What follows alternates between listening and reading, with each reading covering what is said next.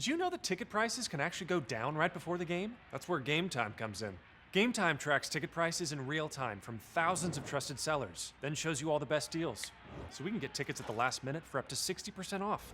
Download Game Time now. Hey folks, welcome into the Cam Rogers Show. I am Cam Rogers. Check me out on Twitter at Mr. Rogers99. I've got you covered for the next hour. A jam-packed program. I don't even know if I'm going to get through everything, but here is the list just for the sake of previewing everything. We got a Sweet 16 bracket breakdown with college basketball analyst Brian Ralph. That's coming up in a matter of moments. Then we go through the best all-time March Madness buzzer beaters. Very excited to count you guys down from number 10 to number 1. Then the latest NFL headlines, especially centering on Ndamukong Suh. What is the latest with him? He's continuing his tour. He's visiting with a team out west today. I'll tell you that team later in the show. And we have a new professional football league, the Alliance of American Football, the AAF. I have my top 5 players that should be playing in that league when it launches in February of 2019. Stay tuned for that. It was such a hit on YouTube with the XFL that I got to do another one for the AAF, so naturally. And then Tony Romo. Yes, he is playing on the PGA Tour this week. He's playing in Punta Cana, and we'll see how he does. He's got long odds. I'll give you guys a little preview about what to expect from old Tony as he hits the links. But of course, we are indeed sponsored by Game Time, the Game Time app. Get up to 60% off all those last-minute sports tickets, concert tickets, and so much more. Chatsports.com/tickets. That's how you can download this fantastic app. The awards, the accolades speak for themselves. A very fantastic app at that. We thank Game Time for sponsoring the Cam Rogers Show as I welcome in the college basketball analyst here at Chat Sports, Brian Ralph. Brian, appreciate you coming along for the ride, my man. Sweet 16 action getting going. Are you ready? I'm very ready. These past couple of days without basketball have been a little slow, very slow at nights, very quiet. It must be tough for you. Hey, let's take a look at the bracket here, especially the East region to start things off. You see Villanova victorious over Alabama, 81-58. Then West Virginia taking down Marshall. Somewhat of an easy run for the Mountaineers so far. Murray State and then Marshall in their tournament run to this point. Then we got Texas Tech victorious over Florida by 3 points. And then Purdue taking down Butler without Isaac Haas. We'll see what Purdue can do going forward because they take on Texas Tech. Then you see at the top of your screen, Villanova taking on West Virginia. Brian, before we went live, I asked you which matchup are you most looking forward to, and you said Villanova and West Virginia. What do you expect out of this one?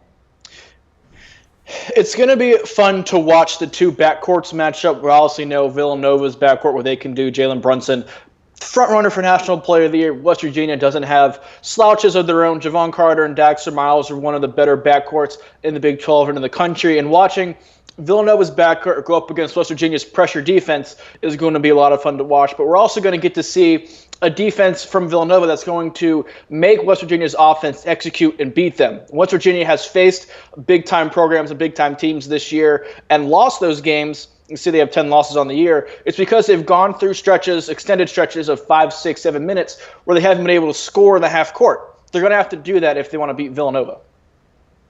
Right, and I talked about this too before the program, Brian, that maybe there was the potentiality that West Virginia was underseeded, but hindsight bias, 2020, all of that stuff, and they've had somewhat of an easy run too. Are you happy with that 5 seed with West Virginia as we stand? I think West Virginia could have argued for a 4 seed, but I think a 5 is about what they deserve. They got a clear path to the Sweet 16, so we haven't seen them tested. Murray State and Marshall, not good enough defensive teams to really challenge them and make that offense work as we've seen them struggle with. They had some good wins over there. They beat Virginia in West Virginia earlier this season, but their other wins, their wins over Oklahoma were really big at the time. Obviously, later in the season, those weren't as good. They have a win over Texas Tech, but that win came when Texas Tech was playing without Keenan Evans. They came up short against Kansas all 3 times, and all 3 times they had the lead and looked like they had a chance to win those games. So a 5 seed is about where West Virginia, I think, should have fallen. You mentioned Texas Tech. Let's talk about those Red Raiders. They take on the Boilermakers of Purdue. And for Tech, in a sense, I guess you could say they lucked out a bit because they're playing an Isaac Haas-less Purdue squad here. So what do the Boilermakers have to do to take down Texas Tech?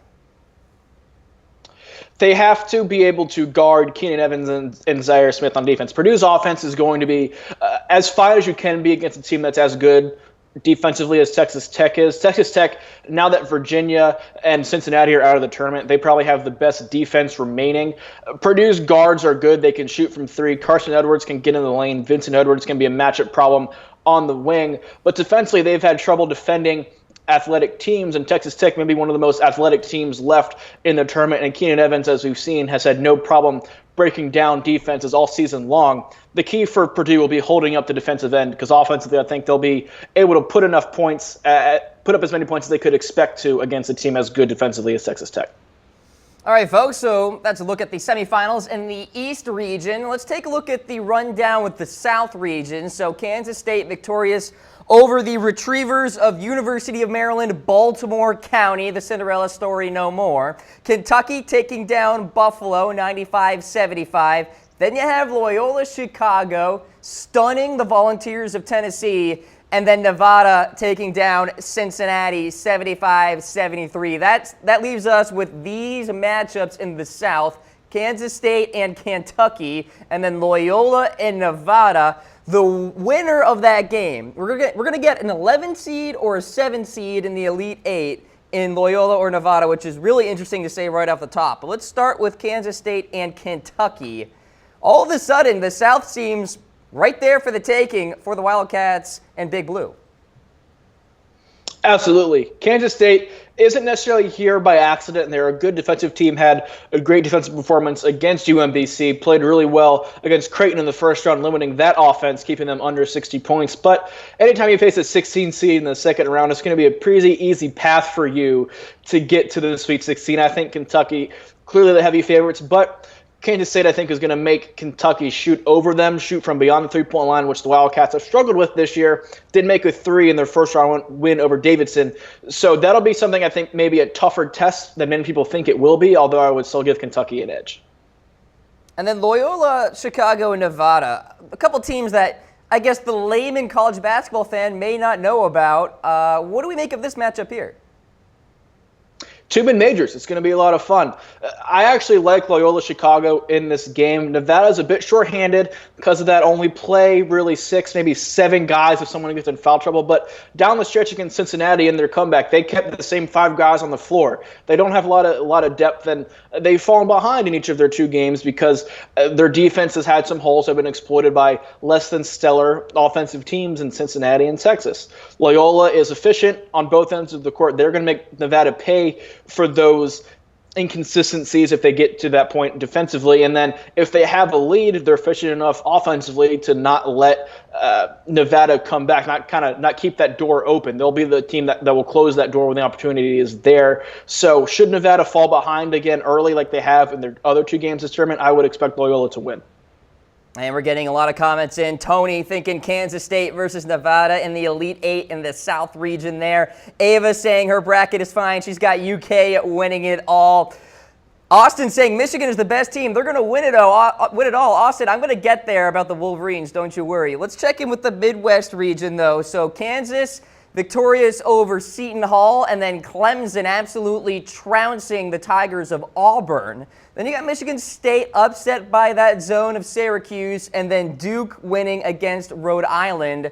That leaves us with these matchups in the Midwest region: Kansas, Clemson, Syracuse, Duke. Let's start with Rock Chalk and the Tigers of Clemson here, Brian. What do you think about this matchup? Because Clemson's got some major momentum right now. Clemson has probably played their best 2 games of the season in the first 2 games of the tournament. Now, given New Mexico State didn't play very well in the first game, a lot of that, though, was due to the way Clemson was playing. And Auburn has just fallen off a cliff over the last month, last couple of weeks. So that wasn't really a surprise to see Clemson win that game. Kansas has been struggling since their big man Udoka Azubuike suffered an MCL injury prior to the Big 12 tournament. Their struggles have come from not having that inside presence. They got a bad matchup in the second round with Seton Hall, who has one of the better big men in the country, and Angel Delgado, who really exploited them. Clemson doesn't have that big man in the post. They rely on their guards, particularly point guard Gabe DeVoe, to beat you. Kansas has a better backcourt than Clemson, and because of that, I think the Jayhawks will win, even though Clemson may be able to keep it close. All right, then you have Syracuse and Duke. And Brian, you talked about this before the show. You think there's the potentiality that this could be kind of a boring, slow game? That's the way Syracuse wants to play. That's how they've gotten to this point. They're not a good offensive team. They're shooting below 20% from three-point line in the entire tournament and shooting below 40% from the field in the entire tournament. Yet they're still playing because of their defense and the way they've been able to muck up all of these games they've been playing, make them slow, ugly games. They did the same thing against Duke when they played during the regular season in Cameron, but Duke still won the game by 16 points. They have too much offensive firepower. Coach K has too much familiarity with that zone, and that's something that Duke has switched to this year, and has helped kind of spur their turnaround going to that zone on defense. If anybody's going to be able to exploit that zone and find the holes in it that are there, it's going to be Duke and Coach K, particularly with somebody like Marvin Bagley or Wendell Carter playing in the high post to kind of dissect and break down that zone. Maybe outside of Villanova, Duke playing the best basketball in the tournament so far. Let's go to the West region now. Xavier stunned by the Seminoles of Florida State, and then Gonzaga's moving on. They took down Ohio State. The Wolverines of Michigan, we'll see their highlight later, that unbelievable buzzer beater beating Houston, and then UNC absolutely getting blown out by Texas A&M. So we have these matchups out west as we expected. Florida State and Gonzaga, Michigan and Texas A&M. Gonzaga at number 4 seed here, Brian. Not a lot of people had a good amount of faith in this squad, but here they are taking on a 9 seed. They have a real shot to get to the Elite 8. They really do. I think outside of Kentucky, Gonzaga's got really lucky with the setup and the path they have to the Elite Eight and then potentially the Final Four. They're a team that I think is flawed. A lot of people had them as Final Four contenders before the tournament. I did not. I think their guard play was too inconsistent. They weren't athletic enough to match up with a lot of these other teams, but they didn't have any problem getting to this point. UNCG was a team they were simply more talented than, had a great matchup against Ohio State, a team they had beaten by 30 points earlier in the season. When they would run into, I would have assumed Xavier, they would have had a tough time. But Florida State's a team that up until that win over Xavier hadn't played well against the top-end competition in the country. They're a big team, but they're not necessarily the most polished on either end of the court. I think Gonzaga's efficiency with a difference maker in a win for the Zags in that game.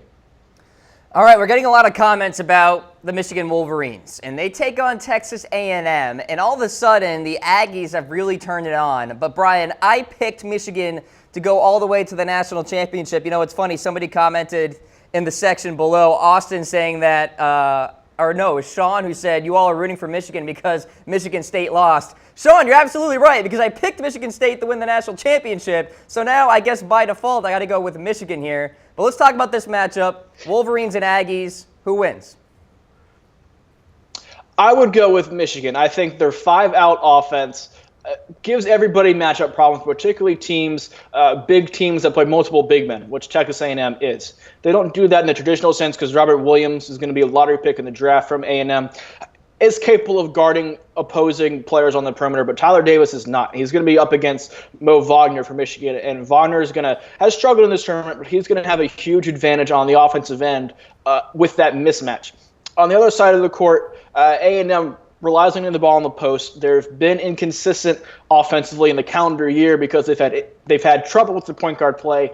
Freshman T.J. Starks has improved upon that of late, which is why A&M was able to get past UNC so convincingly and are playing right now. But Michigan's defense, again, a top 5 defense in the country, the best since John Beilein has been at Michigan. So I would give Michigan the edge here despite how well A&M is playing. All right, so there you go. Michigan taking on Texas A&M. Maybe the comment of the broadcast so far, Wolverines versus whatever. It doesn't matter. That's from Tony. I love Michigan fans, and I've got Michigan winning the national championship now. Brian coming along for the ride here on the Cam Rogers Show. Brian, it has been a very exciting March Madness so far. Let's take a look at some of the crazy shots, the crazy buzzer beaters to this point. We got a few examples for you. Of course, we talked about Michigan, and we have that unbelievable shot by Jordan Poole that we'll show you here against Houston, and that was a very exciting one that I did not expect, and obviously a play that they practiced many times. I was reading up on it, and the play is called Indiana. There you see Loyola Chicago's Dante Ingram hitting one to beat Miami. That was a stunner. That was the first loss for me in my bracket picks. And then the end of the first half here, a little Michigan State pop-up catch, and then banks it. That was the end of the first half. So, of course, not a winning buzzer beater, of course, because Michigan State lost. But still, yet another buzzer beater there. Matt McQuaid on that one for the Spartans. All right, so with that, Brian, what we want to do is we're going to go through the top 10 buzzer beaters in March Madness history.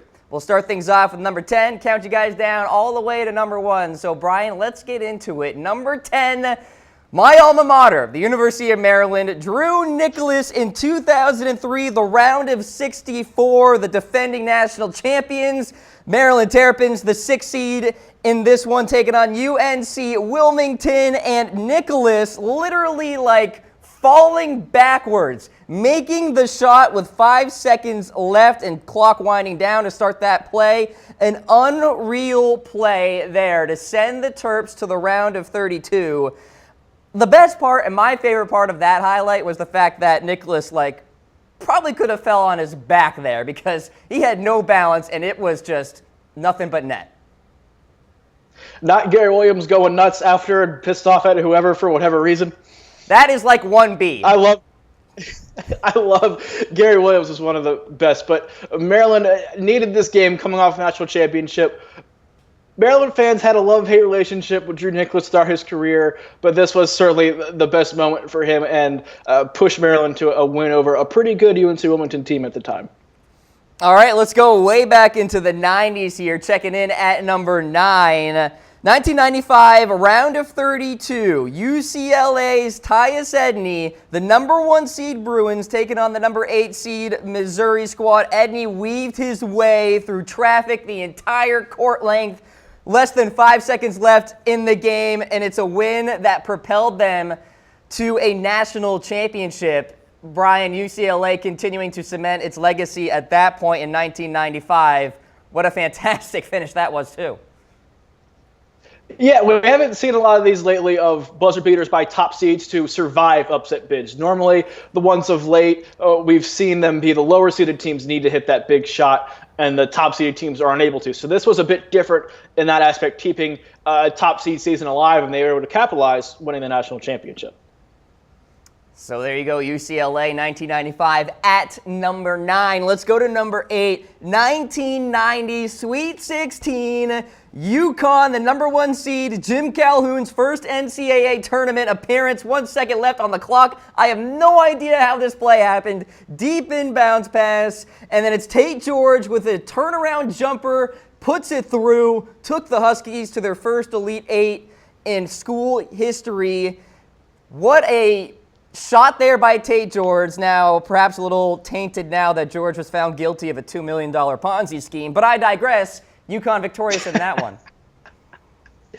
That was the epitome of a play where the coach tells the defense, just don't foul. Because you saw all the Clemson players just kind of stand around, not wanting to go after that lazy pass and then kind of backing away from George once he caught it. It looked like Clemson was scared to make a mistake, and because of that, it was able to let George get off that shot. All right, so back to 1990. Let's go forward to 1992. Checking in at number 7, James Forrest of Georgia Tech. Tech taking on USC. Freshman at the time. Had not made a three-pointer all season. He got the inbounds pass there, turns, flings it up for 3, and gets it. Took down the number 2 seed USC Trojans in that game, Brian. What a fantastic shot that was, too. Yeah, and the great story of him not hitting a 3 in the season before that. Late in games, you don't have time to necessarily get it to your best shooters. Just whoever gets it has to throw it up. And that's what's great about some of the magic we see in March. So a couple of 1990 highlights here. We got a couple more to go through as well. 1998, Valpo's Bryce Drew. Less than 3 seconds left, a deep inbounds pass, Brian. Drew with the glorious three-pointer here, basically running as he shot it. That was actually the last win for the Crusaders in the NCAA tournament, but boy, was it a good one. It's one of the iconic shots of the tournament, him diving on the floor after making that shot. Of course, he's now the head coach at Vanderbilt, but he was the head coach at Valpo for a while before that. For a school like Valpo in Indiana, having a moment like that in March certainly helps with the pedigree of the school. All right, so that one is at number 6 on our list. Let's go to number 5 now. Everybody calling for it in the comment section. Jordan Poole, here he is. Michigan, round of 32, just a couple of days ago. The shot against Houston. And I talked about it when we were going through some of the shots this year. It was a play called Indiana that was run multiple times in practice. This according to guard Xavier Simpson. The defense was there for Houston. It was a contested shot, Brian, but it just went in. It was destiny. Yeah, and we're not prisoners of the moment with this either. This is going to go down as one of the best shots in tournament history. It's going to be one that we see replayed every March for years and years and years to come. All right, everybody in the comments section, Brian is like, please do not show any Christian Laettner. Sorry, we're entering the Christian Laettner portion of the rankings. Number 4, 1990, Elite 8, perhaps the lesser known, air quotes, lesser known shot for Laettner. He broke Connecticut's heart with this dagger to send the Blue Devils to the Final Four. That was in overtime with less than 3 seconds. I know it's not Laettner 1992, but still, it was big. There's a reason why Laettner is so hated. It's because he hit so many of these. Right. Exactly. And that's why they made a documentary about it, too. Speaking of which, let's get to that next one. At number 3, 1992, Elite 8, Laettner again. Some may argue it's the most memorable shot in tournament history, the deep inbounds pass. Laettner goes to work, turns and pulls the trigger. Brian, I like this one because he gets a little physical before he takes the shot. It's a little rough up, and then turn, and then fire. And then obviously Duke celebrates and goes nuts. Laettner's shot beat Kentucky, sent the Blue Devils to the Final Four, where they won their second consecutive national championship. And I think beating Kentucky also aids you in the rankings because it's Kentucky. Well, this is another play like we talked about earlier where Kentucky was told not to foul. They didn't have anybody guarding the inbounder. When Laettner caught the ball, you can see everybody in Kentucky kind of standing around and watch him. And as we've seen, if you're not going to at least contest a shot like that, obviously you don't want to foul, but you make it so much easier on the offense if when they catch the ball you don't contest or even try to defend them. And so that's a mistake we've seen happen in the past that coaches have since corrected, which is why there are not necessarily as many of these happening in recent years. All right, Brian, I really wanted to put this highlight at number 1. I really, really did. But let's show it. Number 2, 1983 National Championship. NC State's Lorenzo Charles Wittenberg's air ball / pass / whatever that was. And then Charles finishes the job, slams it in. You see Jimmy V all happy with that one. NC State capturing the national championship. And what a finish this was, Brian. If it weren't for 2016, hint, hint, hint, hint, I'd probably have this at 1. Well, there was such a swing of emotions here in those last 6 seconds because right before Wittenberg caught the ball, it looked like Houston was going to come up with the steal and have potentially a layup the other way to seal a victory. And instead, he gets the ball, shoots what you can only assume was a shot, and then it looks like it's coming up well short, and Houston fans once again exhale, at least have overtime. Then Lorenzo Charles is there with nobody around him to put it back in right before the buzzer. I'm glad we have it at number 2. I've thought since this happened, it was one of the more criminally underrated shots and plays in NCAA tournament history because it won a national championship. We always saw the Laettner plays, the Tyus Edney play, the Bryce Drew play, but we didn't really see this play as much. So I think the fact that it won a national championship is deserving of it being one of the top plays in tournament history. All right, and sticking with that national championship theme, number 1, Villanova's Chris Jenkins. Villanova, phenomenal, as Jim Nantz would say. Raftery on the call as well. Major onions, double order, sizzled, blackened, all of that stuff. You have Villanova capturing the national championship over UNC with less than 5 seconds left on that play there. Jenkins, the inbounder on that play, people kind of forget that, and then he gets the ball again and fires the shot. So Villanova, of course, victorious back in 2016. Brian, we remember this one well. It was a couple of years ago.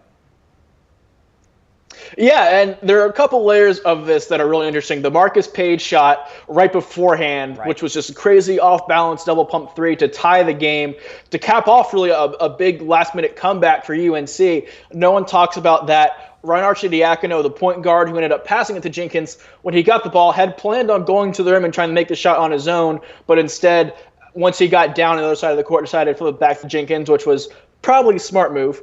And then there's Jay Wright, the coach on the sidelines, who just has no reaction. Just the most boss move ever. Just a shot goes in, no reaction, a little fist pump, and then walks to shake Roy Williams' hand.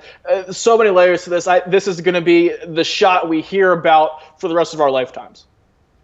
All right, folks, let's summarize our top 10 best ever buzzer beaters in March Madness history. Villanova's Chris Jenkins, then you have Lorenzo Charles in 83, a couple of Leitners, 92 and 90. Michigan's Jordan Poole this year. Then 6 through 10, Valpo's Bryce Drew, Georgia Tech's James Forrest, UConn's Tate George, Tyus Edney for UCLA in 1995, and Drew Nicholas for my Terps back in 2003. Brian Ralph coming along for the ride to break it all down here on the Cam Rogers Show. Brian, I'll talk to you next time. Yeah, appreciate it. All right, Brian Ralph, there he goes. Many thanks to him for coming along on the Cam Rogers Show. Keep hitting me with those comments. Well represented by the Michigan Wolverines faithful, so continue those comments. We do appreciate when you guys chime in. This is the Cam Rogers Show presented by the Game Time app. Get up to 60% off all those last-minute sports tickets, concert tickets, and so much more. If you're here for some NFL news, I've got you covered. With the latest NFL headlines, we'll start things off with Ndamukong Suh. And his free agency tour continues. And, you know, it's interesting.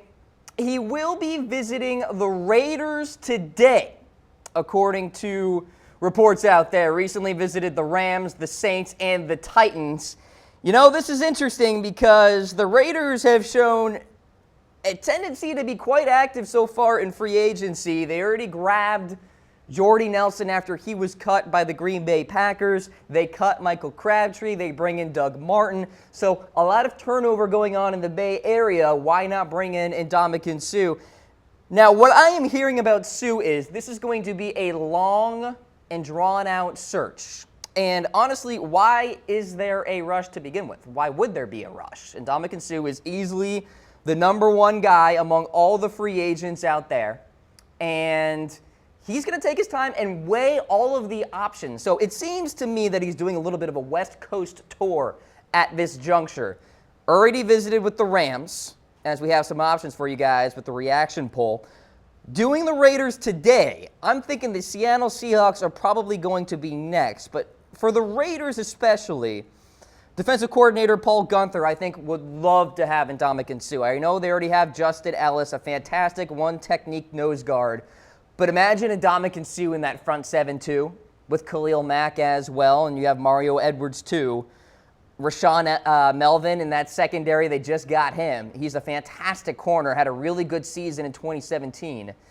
The Raiders' defense would be low-key pretty darn good in that division and the AFC in general. And from an attitude perspective, I think Ndamukong Suh would be a really good fit for John Gruden, for, you know, the entire franchise of the Raiders, that gritty, you know, play till the end of the whistle kind of mentality.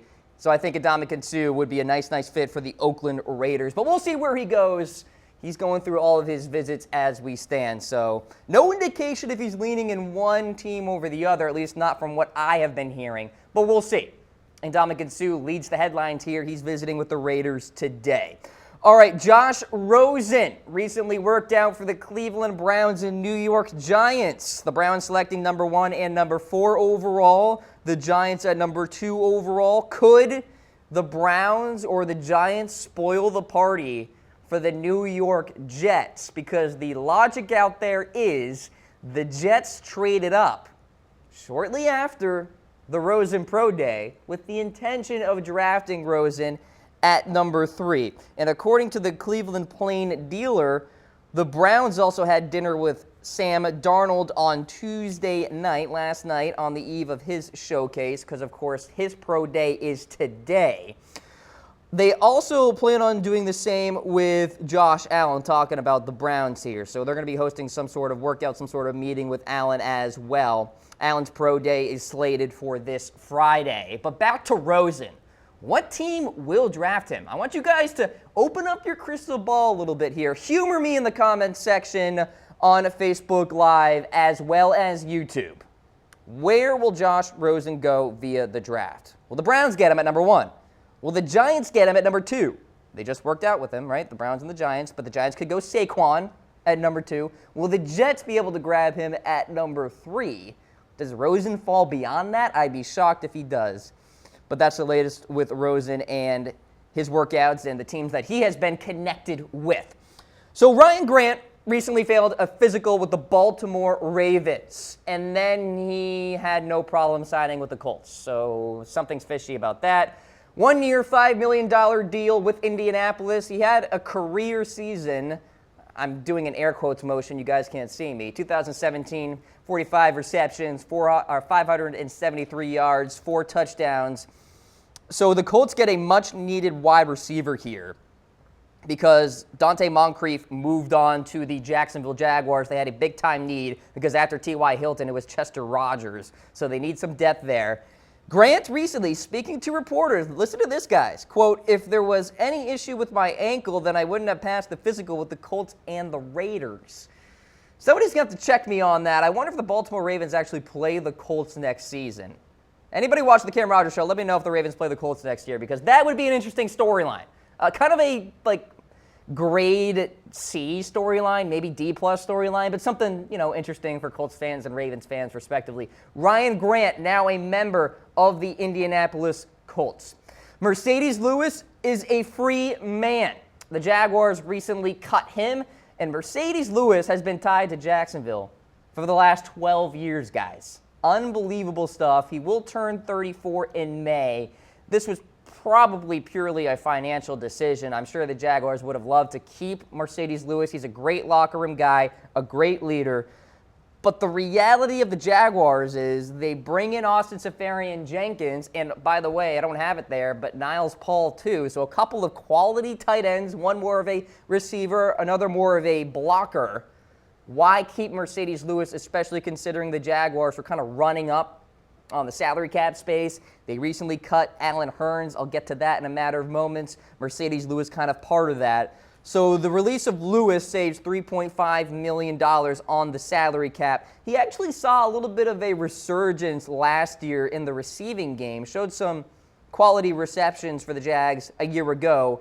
The move is certainly odd considering the Jaguars exercised Lewis's 2018 option, so I'm kind of putting up my thinking face about that one. But Lewis was kind of vocal, too, in saying that he didn't like how the move was handled. And I would agree with him. He has every right to be a little frustrated considering he has played the last 12 years with the Jacksonville Jaguars. Come on now, a little respect for one of the grizzled veterans out there. All right, sticking with the Jaguars here, Allen Hurns. He's a free agent. He will be visiting with the Dallas Cowboys today, according to reports. Allen Hurns, a 2014 undrafted free agent, recently cut by the Jags, which created $7 million in the salary cap with no dead money, which obviously is huge for a team.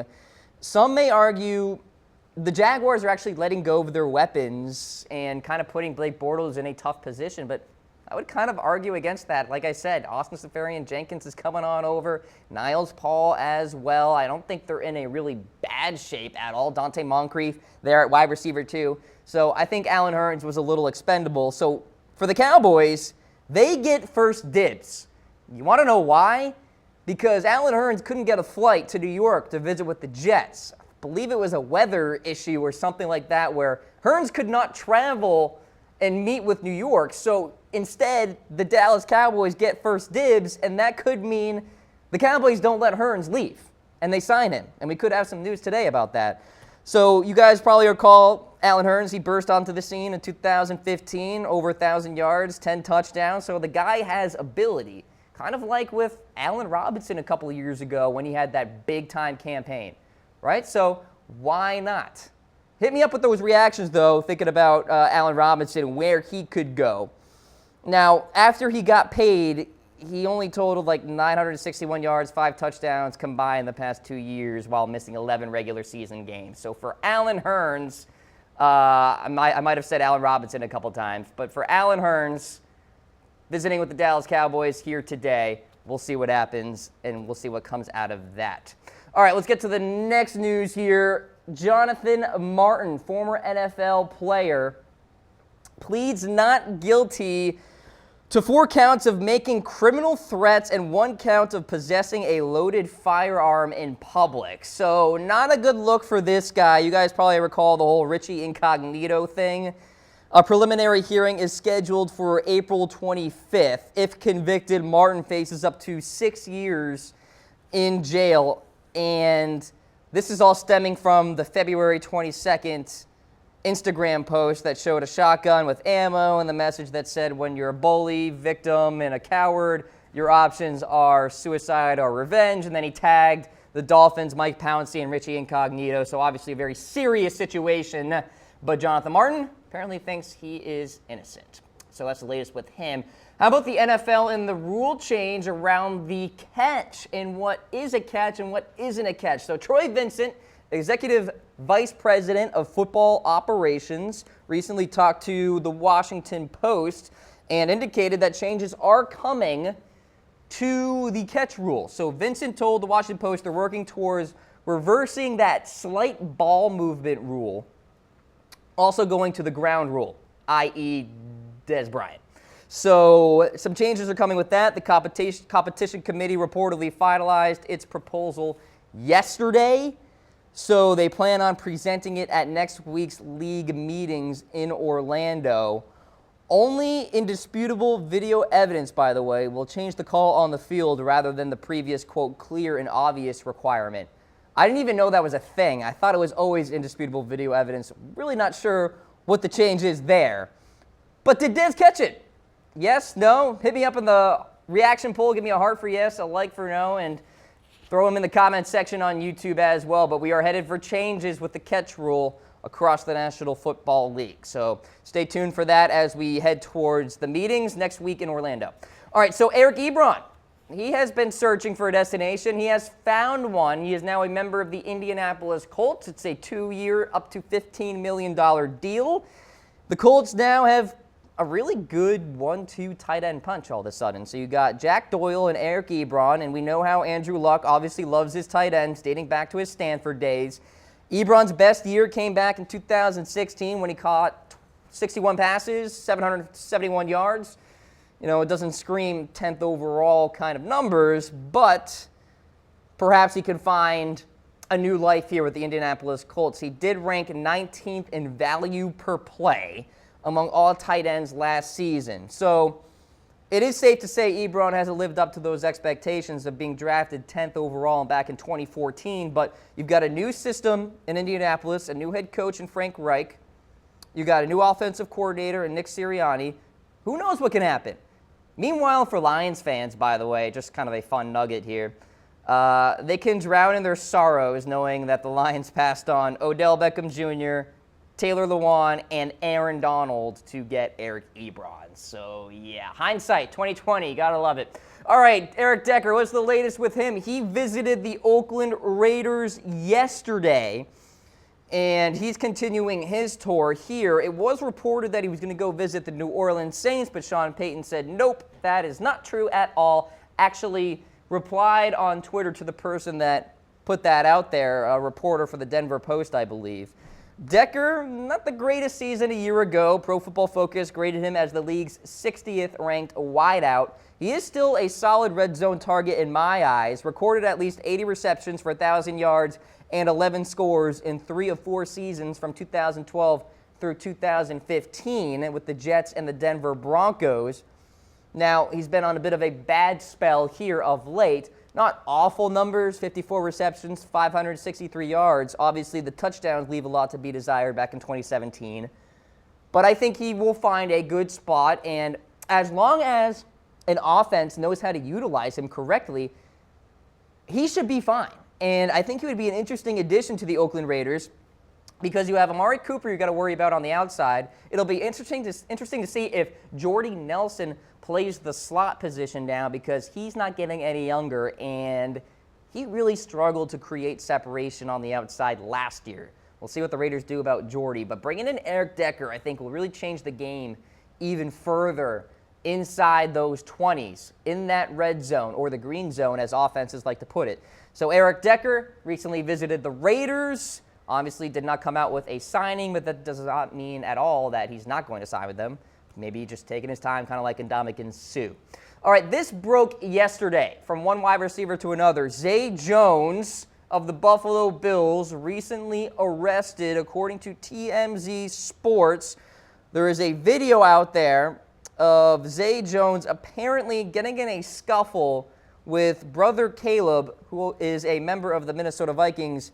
And Zay Jones is seen nude in the video and trying to jump out of his LA apartment complex off the 30th floor, left a bloody trail in the complex. He's currently being held in LA County Jail's medical ward, but not a good look for Zay Jones as we stand. Yeah, I mean, a guy who really didn't make a lot of noise last season in his rookie year. He's going to have to take a big-time step in the right direction, legally speaking, mentally speaking, and then, of course, on the football field here the rest of the way. But obviously, Zay Jones in some major trouble. We'll see what comes out of that. Some good news for New England Patriots fans. Matthew Slater is coming back. So for all those Pats fans who were worried about Slater visiting with the Steelers over the weekend, maybe he was going to go to a rival in Pittsburgh, that did not end up being the case. Belichick now has the services of Slater and Cordero Patterson as special teamers. So I'm thinking special teams will be pretty darn good for the New England Patriots next season. Now, Slater is officially a wide receiver. So if you look at the wide receiver core, it's kind of overcrowded. You've got Julian Edelman, Brandon Cooks, Chris Hogan, Malcolm Mitchell, Kenny Britt, Philip Dorsett, and then Matthew Slater, all in theory vying for snaps in 2018. Obviously, Slater won't get cut, but maybe one of those wide receivers that I just talked about will. So it could be quite a battle, quite a storyline to watch out for if you're a Patriots fan as we go throughout the offseason. All right, Richard Sherman has spoken about what went down with him and the Seattle Seahawks.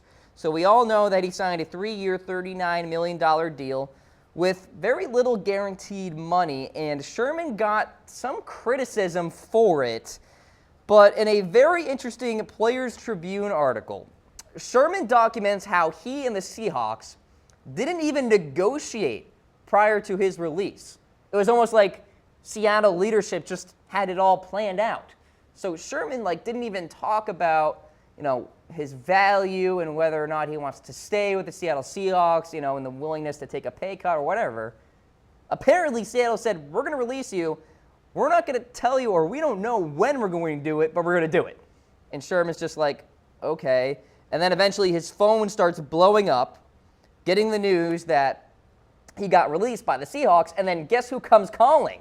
Kyle Shanahan, immediately after wanting to have dinner with the guy. And the rest is history, of course. Sherman now a cornerback for the San Francisco 49ers, opposite of Ahkello Witherspoon in that secondary, which was a big-time need for San Francisco. And they've made a good amount of moves so far this offseason. Let me know if you think the 49ers will make the playoffs in 2018. Hit me in the comments section.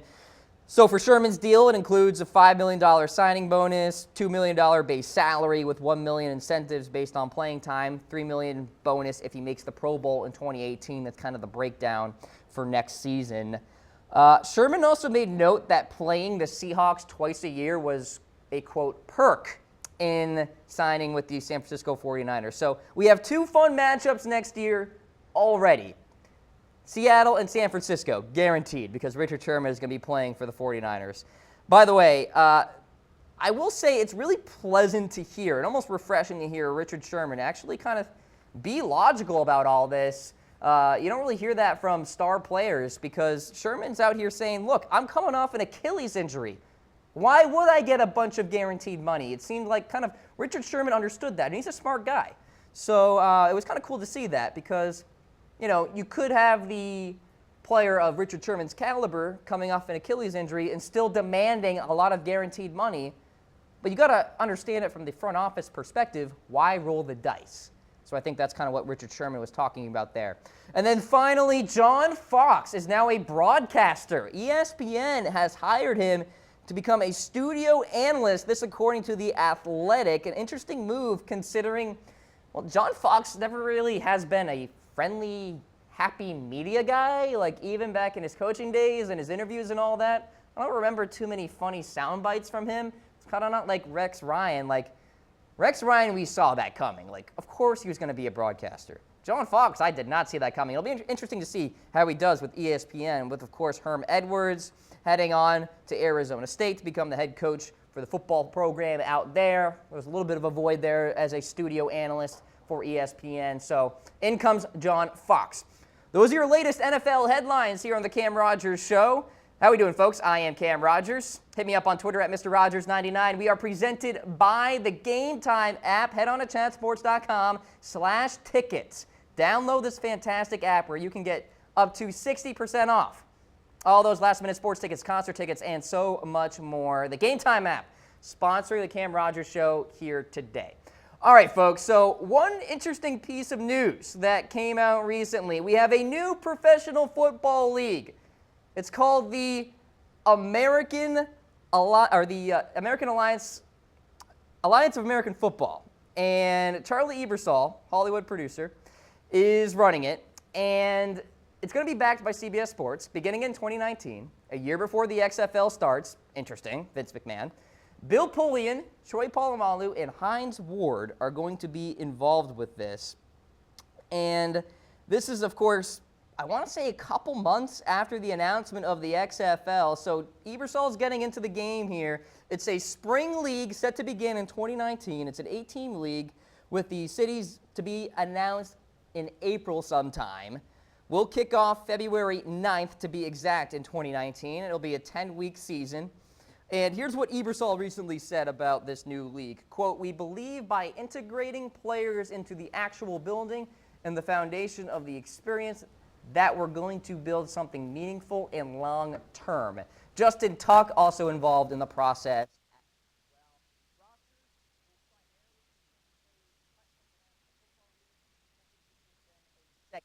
Chance.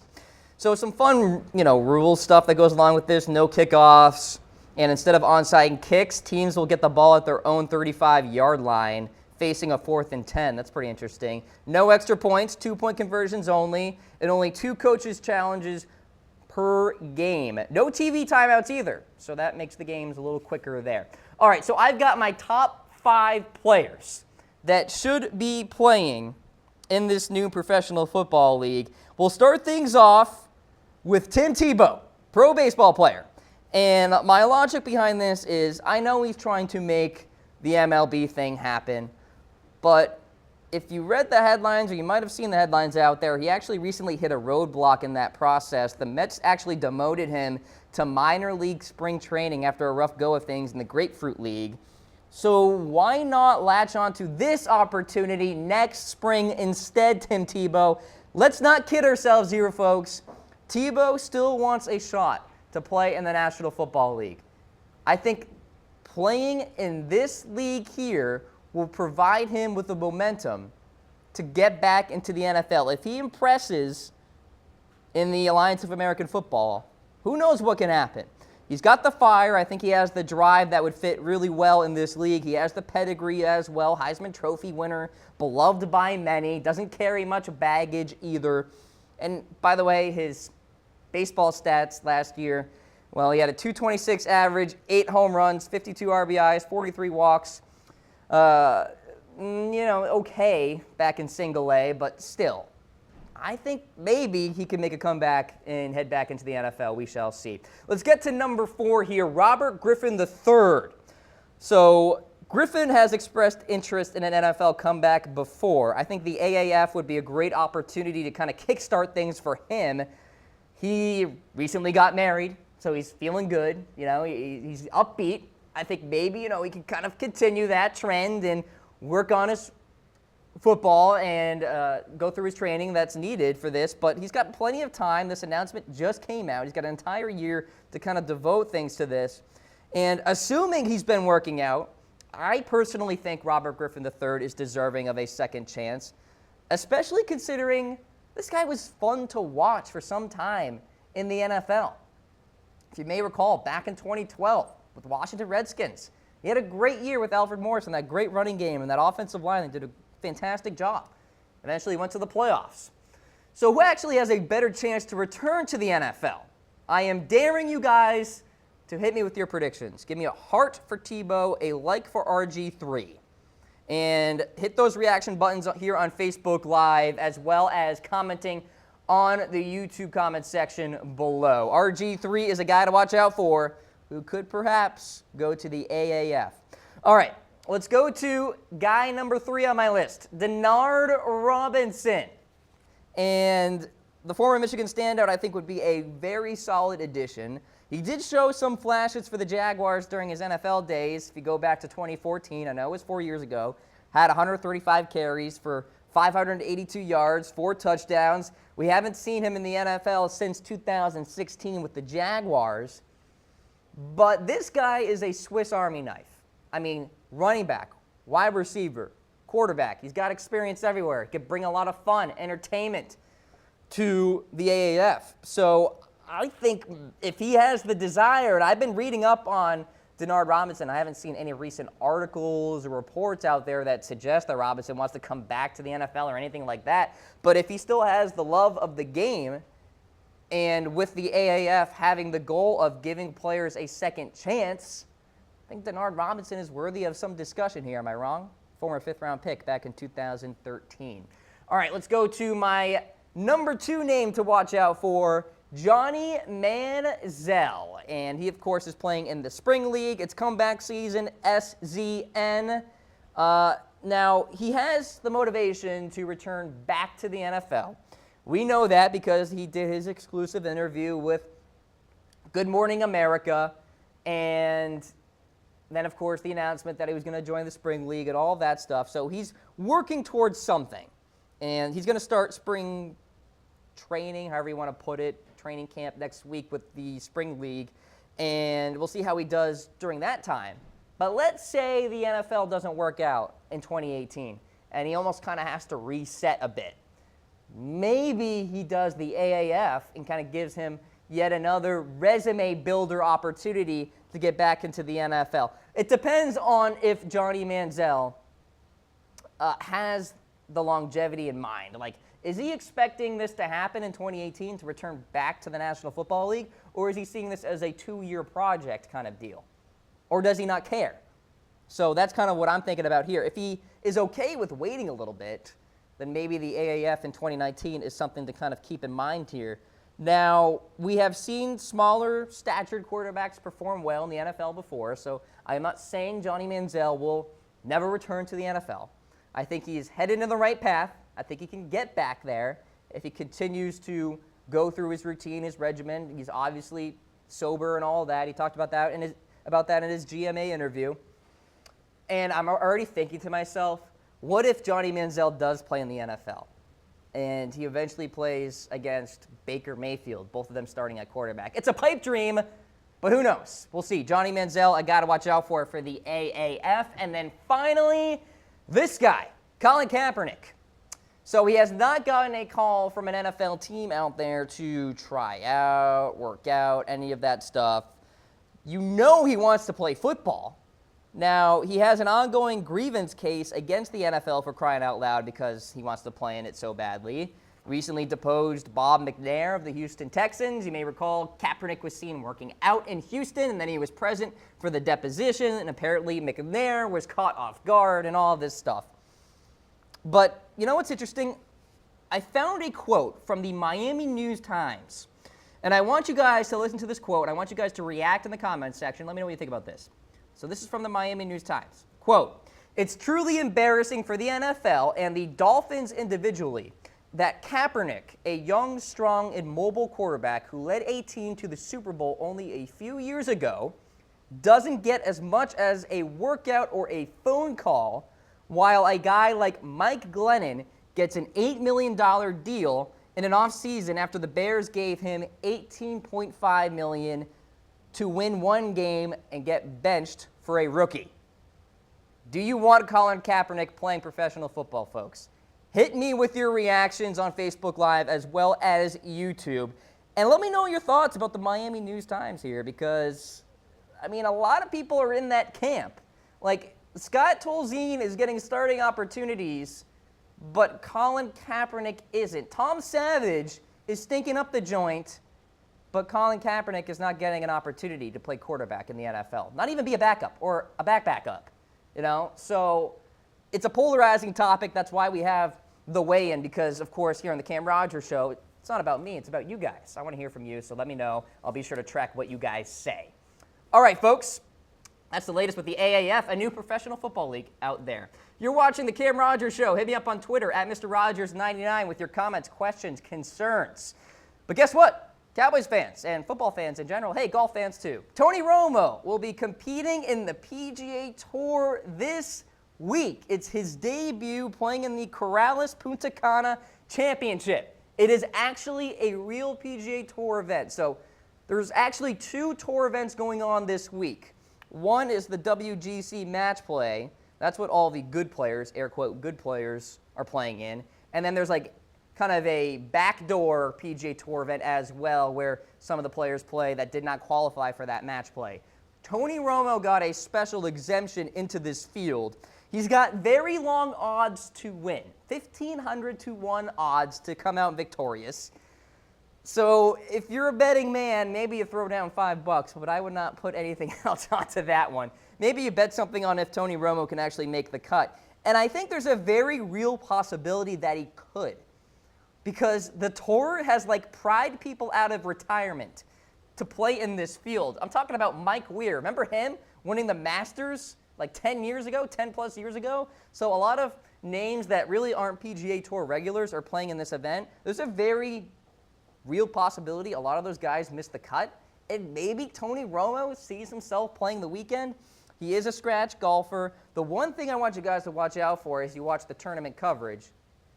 Will Tony Romo perform well with his wedges? That is the key for him. His short game is not very good, and this course is long. And if he misses a lot of greens, he's going to have to save himself with a lot of scrambling. So watch those wedge shots, see what he does with his short game here. But we know Tony Romo is a very solid golfer. He is no longer playing in the NFL, which means he can focus on his golf game a little bit more. He has tried to qualify for the U.S. Open before. But make no mistake, this tournament is going to be a birdie fest. So if I'm Tony Romo, I am ripping driver. I am going for every par 5 and 2 and trying to birdie as many holes as possible, eagle as many holes as possible. You got to have that mindset. Tony Romo cannot sit back and play scared, cannot sit back and play conservatively because I think he's going to get eaten alive by his fellow PGA Tour players out there. So Tony Romo, broadcaster / pro golfer. I am Ron Burgundy. We'll see. He's competing in the Corrales Punta Cana Championship starting tomorrow. And I'm sure we'll have some fun highlights, maybe pictures of Tony Romo playing on the golf course on Friday's show. All right, folks, you're watching the Cam Rogers Show, presented by the Game Time app. One final thank you for them to come along for the ride here on this Wednesday. Hit that website up, chatsports.com/tickets. That's how you can get all those last-minute sports tickets, concert tickets, and so much more. If you're a procrastinator out there, Game Time app is the way to go. Fantastic way to do it. All right, folks, you can also get the podcast version of the Cam Rogers Show, chatsports.com/Cam Show. So if you had to step out at any point in the hour, come back, you missed something, download the podcast version and get me wherever you go. I will see you here on Friday morning with some March Madness highlights. Until then, ladies and gentlemen, take care.